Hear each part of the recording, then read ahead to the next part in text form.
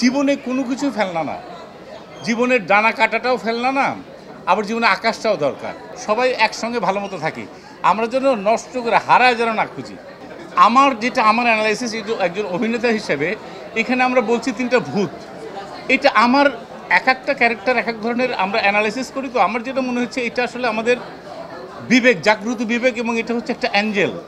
আমাদের মানসিক ভিতরে যে একটা দৈবিক অ্যাঞ্জেল, মানে ফেরেস্তাগত ব্যাপার, অ্যাঞ্জেলিক ব্যাপার থাকে, সেইটা আসলে হয় কি যে জীবনে কোনো কিছু ফেলনা না, জীবনের ডানা কাটাটাও ফেলনা না, আবার জীবনে আকাশটাও দরকার।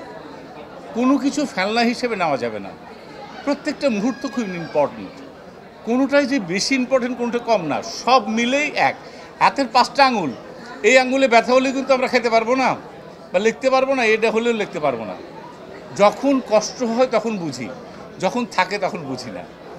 তা আমরা চাই যে সবাই, আমরা যারা আছি, পৃথিবী যেরকম আছে, সোসাইটি যেরকম আছে, সবাই একসঙ্গে ভালো মতো থাকি, আমরা যেন নষ্ট করে হারায় যেন না খুঁজি।